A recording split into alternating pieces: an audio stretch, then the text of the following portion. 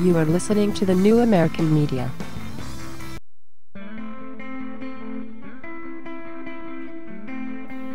Live from the Milky Way galaxy, the solar system, planet Earth, the United States of America, California, Los Angeles, to be specific. Hello, everybody. Welcome to Agree to Disagree. It is Friday, July the 19th, 2013.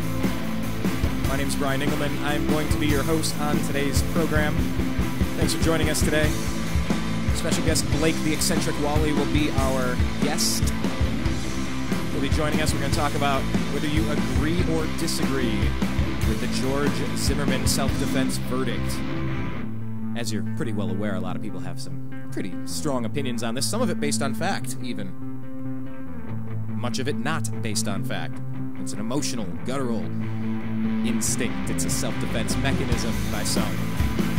Even those that didn't follow the trial or understand the facts of the case on both sides, in support of the verdict or not in support of the verdict. But I would like to say this before I get going. Before I get going here, I do want to make sure that the very first thing out of my mouth is that I would like to extend my condolences and prayers to both the Zimmerman and Martin families. You can't just rally for Trayvon here and just forget what the Zimmerman family's been through. It's got to be both, because we need to heal from this.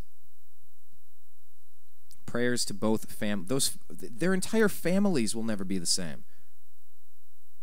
I mean, there was no winner in this situation, in this verdict. Nobody wins. You don't win. But I think what you did have was justice. You had all the evidence pointing to the first attack came from Trayvon Martin. The witnesses, the ballistics, the testimony, it matched up with the story.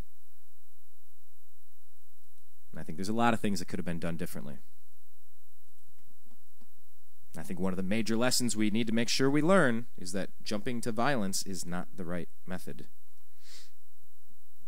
It's violence can always, it was just a fist fight. Okay. What was it? There was a case out here, I think in the Los Angeles Dodgers parking lot, where a Giants fan attacked a Dodger fan or vice versa, and just with hands, a couple of punches, guy fell down, cracked his skull, in a coma. Family, like this guy's life is ruined because of fists. So don't just, I don't want to hear, well, you didn't have a gun. You go to violence here. Anyway, let's get Blake on the program. I want to have this conversation with him, not just with myself.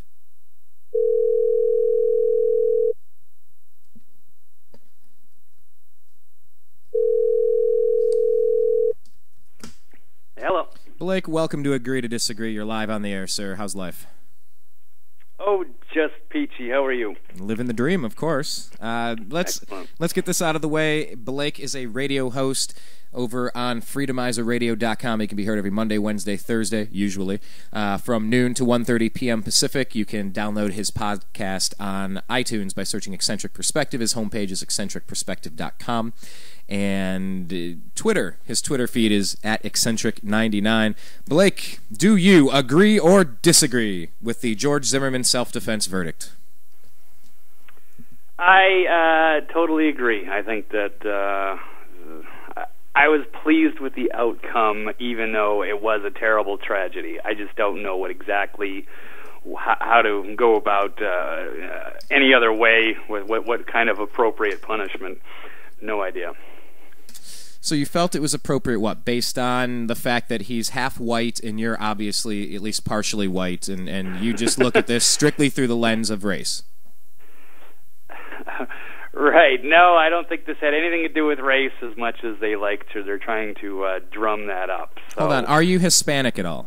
Do you have a portion of Hispanic descent? I'm going to say I'm about 98% white. Is that 2% Hispanic? Because we have to just get our biases right out in front. It is rumored to be Native American, but I can't verify that 100%. But no, it is definitely not Hispanic to my knowledge. Okay, well, because this case for me, I really held off. I mean, this has been going on. When did it? I mean, we're talking over a year. This has been a long, drawn-out process here, where at first the people who investigated the case said, "Well, this is self-defense. The guy's nose is broken, his head's bashed in. You know, the story checks out. He was attacked by this dude, and he defended himself. And it's a horrible situation, but you know, thankfully he was able to defend himself, and it didn't get worse." And that's when the Obama administration started putting pressure on, saying Barack Obama, president, said if I had a kid, he'd look like Trayvon. And then you had reports where certain government agencies were using money and resources to go down to Sanford, Florida to participate in protests to try to drum up charges being brought. And then the people that said we're not going to bring charges, they were fired and removed from the case. And Eric Holder was getting involved in this. And I mean, from day one, it really seemed like this was intentionally being... It looked like this was intended to divide and conquer this nation and kind of get everybody fighting amongst ourselves. Whereas, I don't know, thoughts on any of that? I hate to go there, but yeah, how often do you see a president and an attorney general have to make statements in a case like something like this? I mean, don't they have other things to do?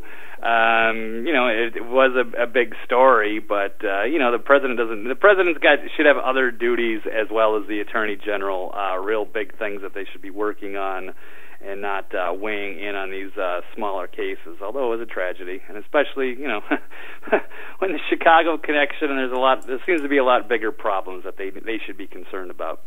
Well, you know, from day one, when this didn't go the way that the media wanted or the White House wanted, you know, a nice way to say, in the whole concept of a white Hispanic, I've never heard that before. That got invented for this because they really wanted to make this a white against black thing, like it was literal hunting. Oh, well, he was hunting for a black guy and he killed this little kid, and then they'd show you this picture of this 12-year-old child, and then they'd show you a picture of Fat Zimmerman or something in an orange jumpsuit, like, oh, look at that evil man. Look, he attacked that little boy. What is wrong with him?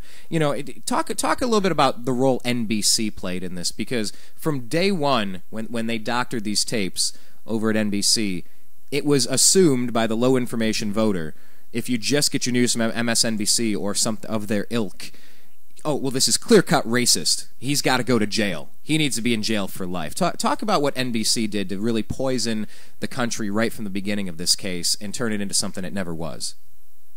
Yeah, well, right from the get-go, yeah, they put out, not fake pictures, but they put out they deliberately set up the pictures to make it look like Trayvon was just, like you said, like an innocent 12-year-old. They made George Zimmerman, I do believe, did get arrested one time several years ago, and they happened to pick that picture, went with the, they absolutely doctored a tape. Somebody was fired for that, so it did happen. And I believe there probably will be, I think Zimmerman might sue They're NBC. Definitely suing. Definitely suing. Yeah, because you just can't do stuff like that. Doctor evidence and then get people all worked up over that shouldn't have happened. I don't know why they would try to do something like that. You know, it leads to those conclusions. Like, would they actually try to? Are they trying to divide the nation and create a problem where they didn't need to be one?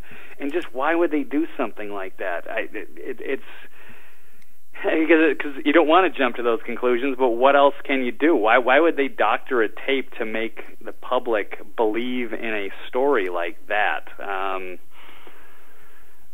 On a smaller scale like that, unless it fits. If it was all with the gun crime, with the in light of Sandy Hook, in light of them trying to pass strict gun legislation, there could have been something to do with that. Obviously, there's a connection between MSNBC and the White House. With David Axelrod up there, a lot of former Obama and Clinton staffers that are involved with MSNBC, which has also been shown to be about 85% opinion, and as bad as Fox was during the Bush years, MSNBC has even gone way farther as far as biased opinion during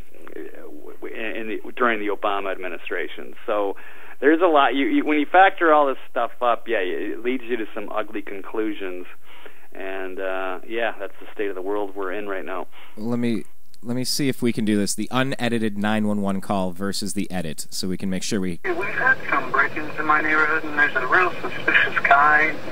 It's Retrieve You Circle. The best address I can give you is 111 Retrieve You Circle. This guy looks like he's up to no good, or he's on drugs or something. It's raining, and he's just walking around looking about. Okay, and this guy, is he white, black, or Hispanic? He looks black. Did you see what he was wearing? Yeah, a dark hoodie, like a gray hoodie, and either jeans or sweatpants and white tennis shoes. Okay, so that was the original call. And then what's going to happen is NBC plays you this, so you know this is a racist act that occurred. And you need to approach it that way. It's not where he should have been. Oh, no. I think I got punked on here. Hang on, where's it at? I think I just got punked. Uh-oh. Now they have a... Oh, okay, that was a joke. They played a Ku Klux Klan member on Jerry Springer. But then they later get to... Thanks, YouTube. This is where pre-production really comes in helpful. But hey, when you fly by the seat of your pants, you do live radio, sometimes you just roll with it. So anyway, this is supposed to be the real edited call that NBC put together, because you heard what was going on. He said, this guy, it's raining, this guy, he's walking around, he's in people's backyards, it's raining, he doesn't seem to have a purpose, he's just kind of, and they've had a bunch of crimes in the neighborhood. That's the one thing that NBC wouldn't tell you every time they led the story.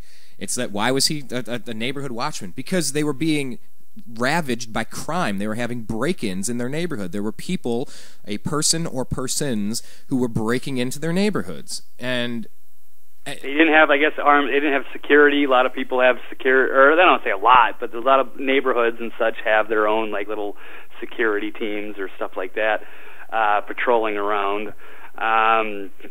And yeah, this one didn't, and there's some break-ins. So what do? You get the neighbors together, and somebody volunteers to kind of, check around the neighborhood. That happened to be Zimmerman in this case, and he was kind of, doing his job. I mean, if that was the case in my neighborhood, and there were break-ins, and there wasn't a security, then you would be really happy to have one of your neighbors volunteer to, make sure there's no more break-ins and kind of watch everyone's back. And on top of it, let me say this: one of the 40 reasons why I take this personal, and race is not one of the reasons I take this personal, by the way, despite everyone wanting to make this a racial thing.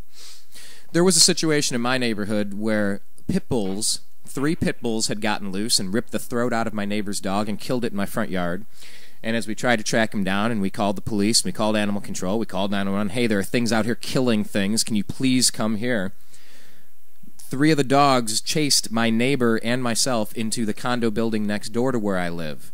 It took an hour and 45 minutes for somebody to finally get around to coming over to where things were killing things, where kids are kicking soccer balls in the neighborhood, where elderly folks are pushing their little push carts back from the store. Anybody in our neighborhood, from children to the elderly, could have been attacked by these pit bulls that were hunting things. They were killing stuff in the neighborhood. These were very aggressive dogs. It took damn near 2 hours for them to show up. So, Zimmerman should have never got out of his car. Well, okay, they're having home after home getting burglarized in this neighborhood. He doesn't want to lose track of this guy. He's trying to follow him, and the guy's cutting in between buildings and stuff in the rain. He claimed that he was looking kind of like he was casing the place. Really suspicious stuff in the rain with a hoodie disguising your appearance. Okay, maybe it was rain. Whatever the case is, you don't want to wait an hour and 45 minutes to miss your chance to catch the guy that might have been breaking into all your neighbors' places. That wasn't in itself a crime. It's not illegal to follow somebody. Assaulting somebody is, and if you assault somebody, you better be prepared for the ramifications, which is why I don't go around punching people. Well, Zimmerman or Trayvon Martin, he felt nervous, he felt scared. Well, then, okay, not scared enough to initiate an altercation. I mean, if I'm scared, I remove myself from the situation, and he had plenty of time to go home. He didn't go home. And if you believe Zimmerman's story, which I don't even know that I do 100%, but it looks like he was attacked. Whether he did jump out of the bushes, they met each other on a corner, whatever the case may be. I mean, you look at his bloody face, he got his ass kicked. He got his ass kicked, and he defended himself. It was a bad scene. But anyway, back to this real quick. Here's the edited version of what NBC wants you to think that this case was always about. Guy looks like he's up to no good. He looks black. Did you see what he was wearing? Yeah, a dark hoodie. Okay. And there's a real suspicious guy. We're going to do this back-to-back one more time. Retrieve circle. The best... We're back to the unedited version of what happened on the call versus what NBC wants you to think. Because I can give you his 111 retrieve circle. This guy looks like he's up to no good, or he's on drugs or something. It's raining and he's just walking around looking about. That's the suspicious part. It's raining. He's just walking leisurely, just hanging out at night in the rain. Looks suspicious, like he's on drugs or something. Didn't mention anything about this next part. This guy, is he white, black, or Hispanic? He looks black. Did you see what he was wearing? Yeah, a dark hoodie like a... All right, cut to the edit one more time, and we'll discuss. Yeah, right. Okay, yeah. Uno más. One more time. Guy looks like he's up to no good. He looks black. Did you see what he was wearing? Yeah, a dark hoodie. Yeah, so he looks like he's up to no good because he looks black. I mean, that's what Al Sharpton wants you to think. That's what Eric Holder and Barack Obama want you to think this is about. It's about race. No, it's about a neighborhood that's being burglarized. Some guy trying to stand up and trying to find what is going on so you can get these people arrested and off the streets so your neighbors are safe again. NBC cuts this all together to make it say he looks suspicious because he looks black, which is never what this case has been all about. Oh yeah, isn't that it's amazing. He didn't even mention that. The operator asked him, "What does this person? What do they look like?" Because he never mentioned. He wasn't even going to say that. Like he wasn't like, "Hey, it looks like there's some suspicious black guy in the neighborhood." No, he was just saying there's a suspicious guy. Then they asked him about it, and he's like, "I think he looks black." You know, it wasn't. But of course, they made it sound like, "Yes, he's black. He's." Up to it's shameful the way they would try to do that, and it's sad that there's so many people out there that hear that stuff, and they get manipulated by the media, and that's just shame on them. But it's worse than that. You know, sue them. This is a huge deal that they faked a story basically to serve a political agenda. Well, look all the problems it's caused too. Look at it. I mean, out here in Los Angeles, you've had people shutting down the freeway. You've had people attacking and breaking windows and punching people at Taco Bell and being assaulted. This is just an excuse for people to go. What was that? The Purge? What was that movie that just came out? The Purge. What would you do if crime was legal for 12 hours or something like that? Oh yeah, no, I didn't see that, but it looked interesting. But I mean that's what stuff like this turns into. It's not a chance. Okay, you want to get together and peaceably assemble to address your to bring up a redress of grievances. You can do that. Meet in your park. Meet at your city hall. Meet out in public. You can't go vandalize and assault people and block freeways because that's not what the First Amendment's about. And I guess tomorrow 100 cities have been riled up. Let's see if everybody stays cool. Because remember, at all these Tea Party events, nothing got out of hand at a single one of them. Let's see now, as we've seen problems over the past week regarding this George Zimmerman self-defense verdict. Let's see if any. What do you expect with 100 cities trying to hold rallies tomorrow and Occupy Los Angeles being one of them? And I've already seen a lot of negative backlash to them. People saying, I used to support what you guys are about, and I'm backing out now. Like, you guys, this is ridiculous. What do you expect for this this national day, this 100-city venting tour? Do you think it's going to be more like the Purge or more like a Tea Party event where you express how deeply upset you are and what you'd like to see change and have a good dialogue, or do you think it's going to be more like the Purge? I mean, there's people that just don't want to hear the facts. They just want to believe whatever they just want to. I guess they just want to get riled up over something, and they don't know the facts, and that's the sad part. Because if they did, then they wouldn't have this kind of reaction. So I don't know. I think this thing is going to lose its steam. I don't think they can keep this up.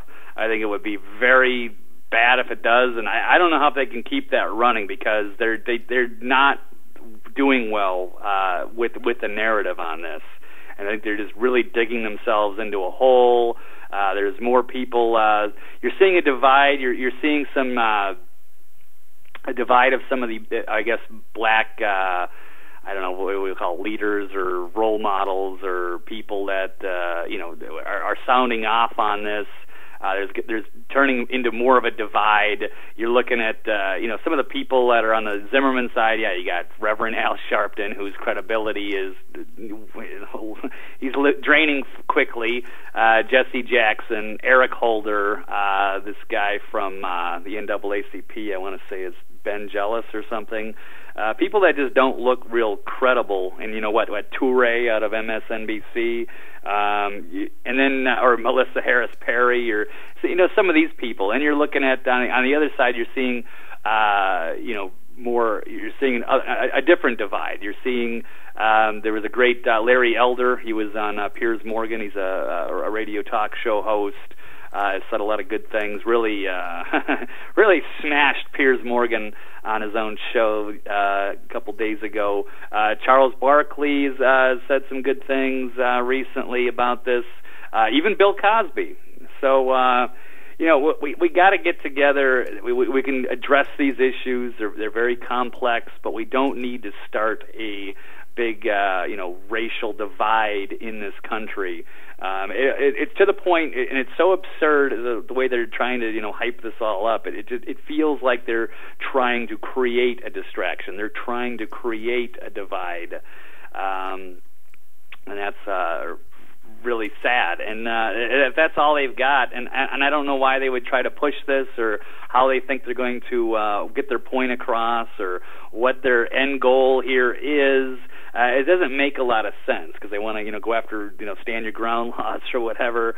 It don't make any sense, because that wasn't used in the case. Really stupid thing. Even even Martin Luther King's niece came out and said that we need to stop dividing ourselves by race, and also said that Dr. Martin Luther King, who I would assume knows, close to that, said that there's no way that Dr. King would wear a hoodie, and run around with Al Sharpton on something like this. So, we need to see who's credible and who's not. Yeah, I heard Ted Nugent on Dennis Miller talking about one of the takeaways.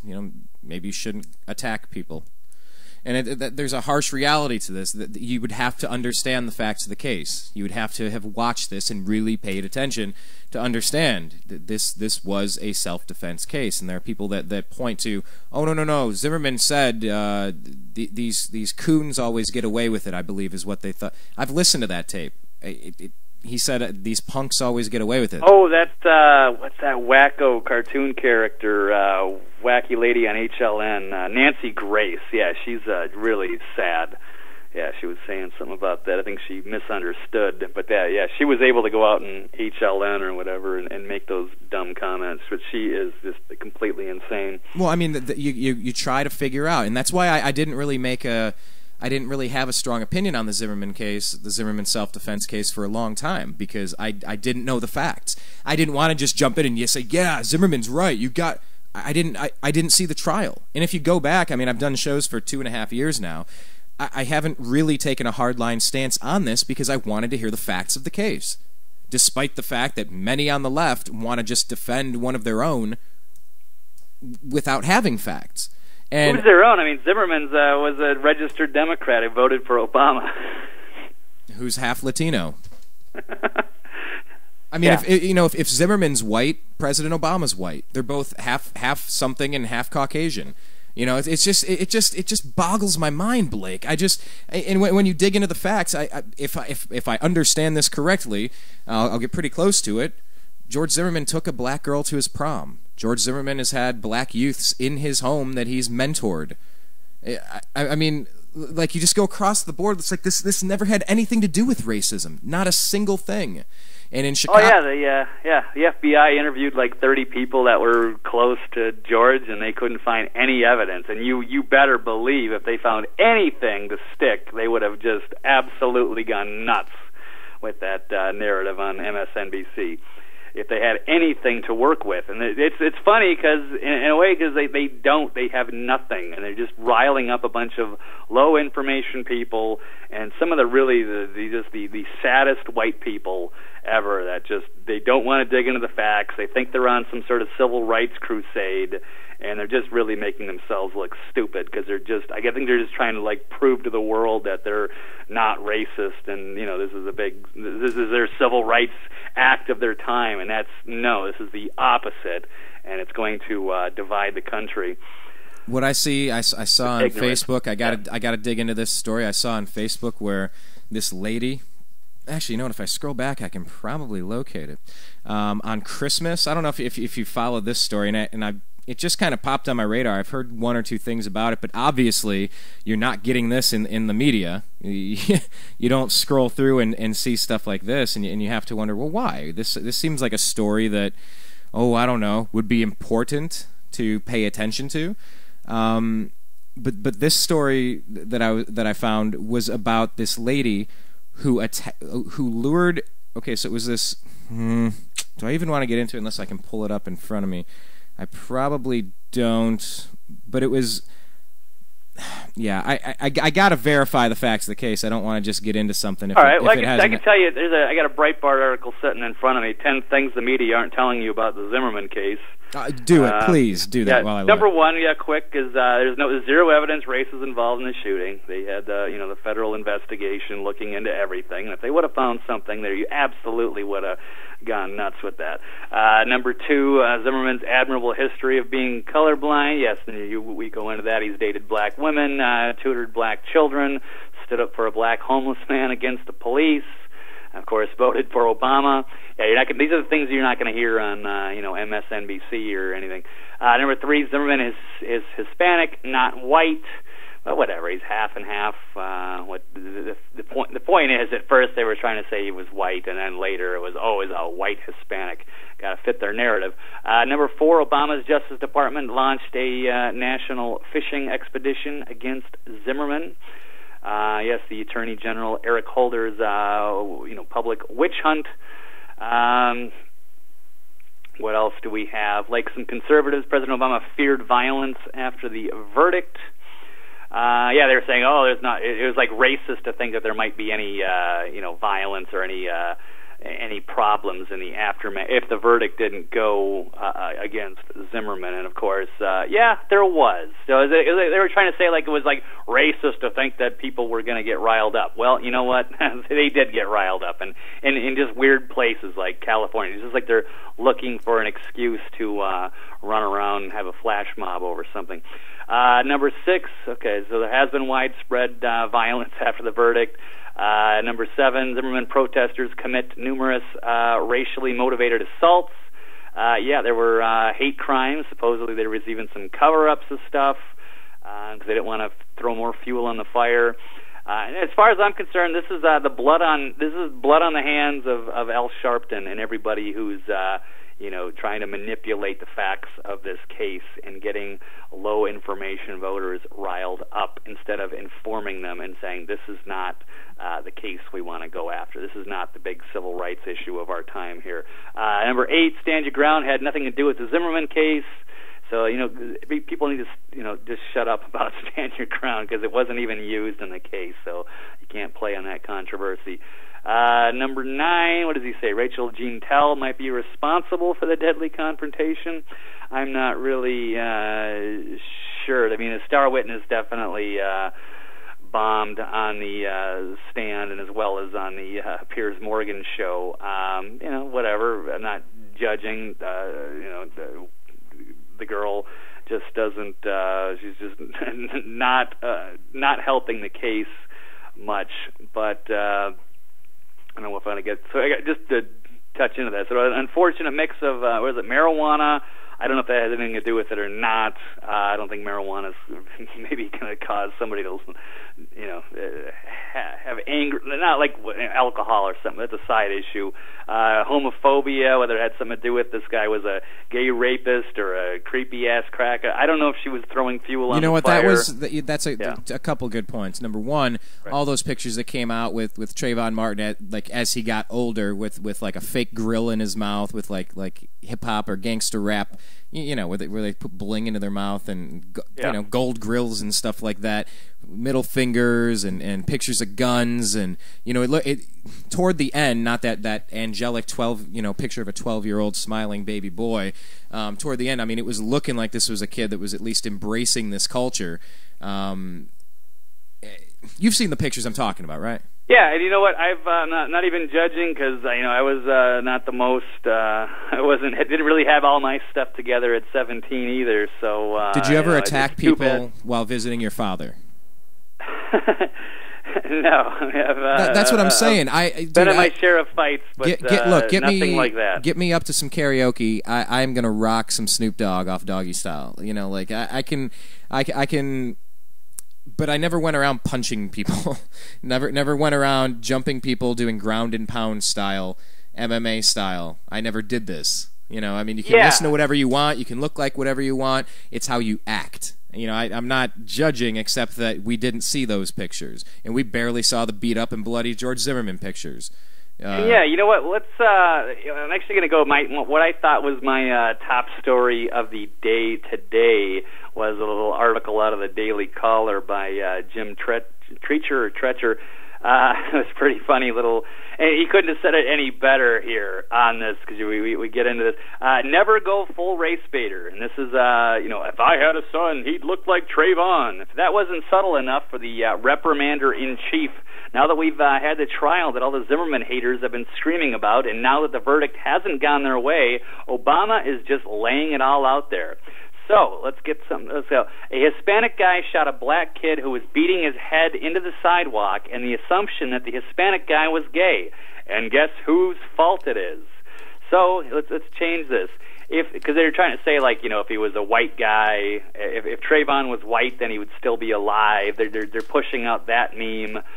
Which is really shameful. But yeah, I am not a fan of that one as well. I am not a fan of that garbage as well. It is. Oh yeah. What's good for the goose is good for the gander. Stay away from all of the speculations. Is my thought. And this whole if he's white, he'd be says who, why, and that is some ridiculous racist stuff to be saying, implying that just because people that look like you have all this privilege, we know that it would have gone that. Nobody knows that. Nobody knows that at all.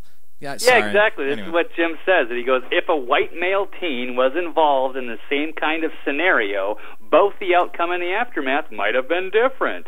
That's right. So here we go. If a white kid swung first at a Hispanic guy, pinned him to the sidewalk, and pummeled his face like an MMA fighter, that white kid couldn't possibly have gotten shot. It wouldn't happen. Zimmerman would have thought, I'd better not shoot this guy who's beating the hell out of me. He's white. That's exactly how it would have gone. So he's laying on the sarcasm pretty thick. But I mean, that's what Obama is basically saying, in a way. I don't know. So he's going on to say how he'd like to hear from representatives from the Hispanic community. How do they feel about President Obama driving a wedge deeper and deeper between blacks and Hispanics? I mean, it's ridiculous. This to me was always about the Second Amendment. Yes, I agree. I think I'm going to agree with that. Come out here to California and let me tell you about your Second Amendment, where when you're in a car, it has to be locked and your ammo has to be somewhere differently. You can have dinner. You just have to put it in a lockbox and you can't eat it. Oh, okay, good. Glad I have dinner. Fantastic.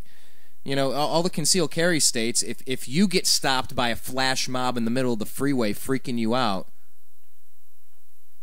you can't defend yourself. No, you can have your gun, but it's got to be locked in the back, and then your ammunition has to be separate as opposed to just having it holstered and ready, and you've been trained and taken your firearms permit. There is no Second Amendment if you can't carry it on your person. There's no point. Well, I should have defended myself. I kept my handgun at home like the law said I should. Well, then what is a Second Amendment if you get jumped by some dude in the neighborhood? I don't know, Blake. I've never shot somebody. I never intend to. You know, I pray to my Maker, to my Lord, to the God above, the creator of this experience, that I never have to do that. But if it's life or death, that's what it's there for, and that is a God-given right in this country. And this was, I think race. It's horrible that it happened. Yeah. No, it is horrible it happened, Blake. But I think the race might have even been a smokescreen to be yet another way to attack the right to keep and bear arms. Because you've seen Eric Holder, actually one of my favorite people, Eric Holder. Isn't he one of yours? Absolutely. He's probably one of my favorite guys since J. Edgar Hoover. He's been just wonderful for America. All right, that was a joke. All right. Well, Eric Holder is somebody who has wanted to brainwash people against the Second Amendment. We've played this on here how many times, Blake? How many times have we talked about? At least 4 or 5. At least 4 or 5. But in a way, this was perhaps a smokescreen to further try to restrict the gun rights of people. Just to refresh, President Barack Obama, if I had a son who would look like Trayvon, picked as his attorney general to be the top cop in the land. This is what he said about guns. This is Eric Holder. I've also asked the school board to make a part of every day some kind of anti-violence, anti-gun message. Every day, every school, at every level. One thing that I think is clear with young people and with adults as well is that we just have to be repetitive about this. It's not enough to simply have a catchy ad on a Monday and then only do it every Monday. We need to do this every day of the week and just really brainwash people into thinking about guns in a vastly different way. Huh. Did you hear it one more time? And just really brainwash people into thinking about guns in a vastly different way. Think in terms of Trayvon Martin case? And just really brainwash people into thinking about guns in a vastly different way. Hey, President Barack Obama and Eric Holder, how do you feel about this George Zimmerman self-defense trial where he used lethal force to defend himself from having his nose busted and possible concussion, possible coma, possible death by splitting his skull open? How do you feel about this? Week, and just really brainwash people into thinking about guns in a vastly different way. Well, so hey, you know what? Regardless. Well, Obama today said that if a white male teen was involved in the same kind of scenario, both the outcome and the aftermath might have been different. So, right. Well, it's just amazing. These are not the kinds of things you want to hear out of your president and your attorney general. They shouldn't even be getting involved in such cases. And it's amazing how that line went kind of under the radar back in '95 from Eric Holder, but I guess he wasn't in the position that he was now. Yeah, but you know what, Blake? You and I were not in our positions either. We're not letting this stuff go.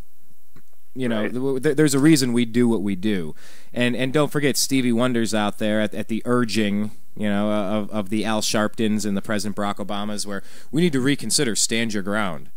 And the president today was saying something where if Trayvon Martin had a gun and he could have stood his ground, I'm like, yeah, guess what? If you had 2 people, I don't know. I can't even really. Hang on, pause. Find my balance here. I'm gonna. Right now, find your happy place. Find my happy place. But this. The Second Amendment and stand your ground in particular, like this stuff is still on trial, regardless of how this played out. I mean, the right of a people to keep and bear arms shall not be infringed. It would be a much more polite society. I doubt as many people would start fist fights if everybody was armed. Yeah, you'd have to have something really, really serious to going on. You know, and I mean for all the.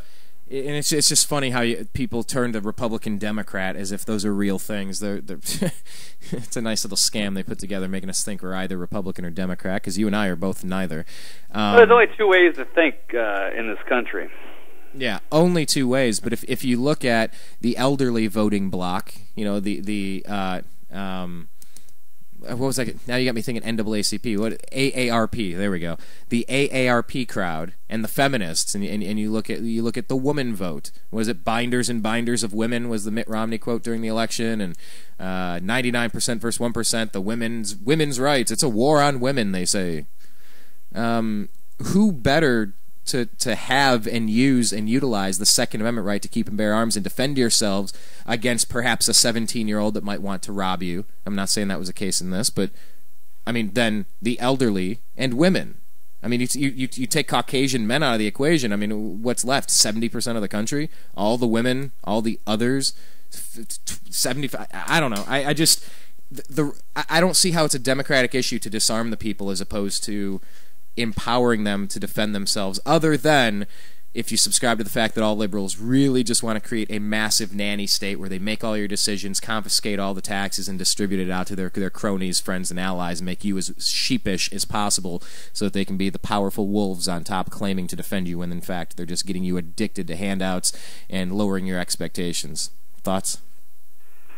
A lot of good points. I can't dispute any of that. I hate to go there because you just don't want to think that things could really be like that, or that things could have actually gotten this far. But it's hard to argue against that. There's something I think maybe there's a lot of well-meaning people maybe that just don't understand the magnitude of and the unintended consequences of what's going on.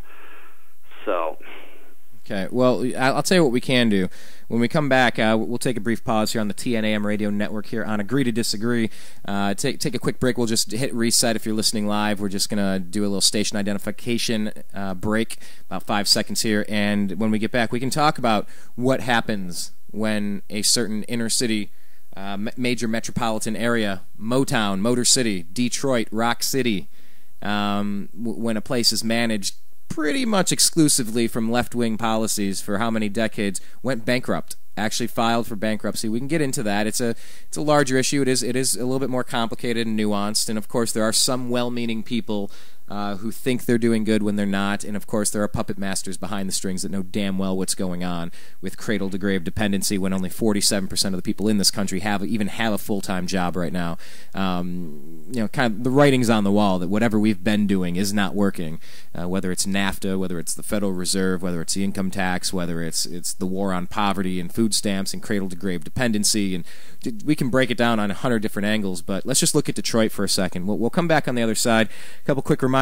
Blake is a radio host. He goes by Blake the Eccentric Walley. His show is called Eccentric Perspective. You can hear him Monday, Wednesday, Thursday on freedomizerradio.com. You can sign up for his podcast on iTunes by searching Eccentric Perspective. You can check out his homepage, eccentricperspective.com, and on Twitter, he's at eccentric99. Do us a big favor. Go hit up our homepage, thenewamericanmedia.com. Check out our YouTube channel. Just surpassed, well, I guess maybe a week ago now, 100,000 video views. Thank you, everybody. We're just getting warmed up. YouTube.com/thenewamericanmedia.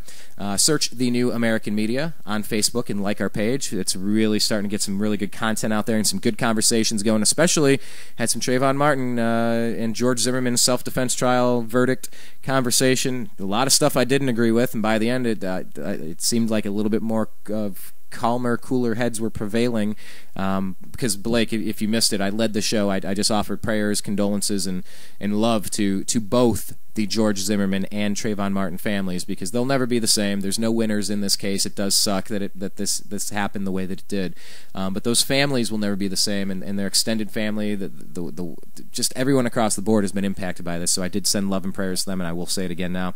And finally, follow The New American Media on Twitter. We're at American_media_. And when we come back, we're going to talk about this. We're going to talk about mass license plate scanning. You want to be tracked everywhere you're going? Isn't that fun? We're going to talk about an NDAA overturning from a judge. So is that back in action or not?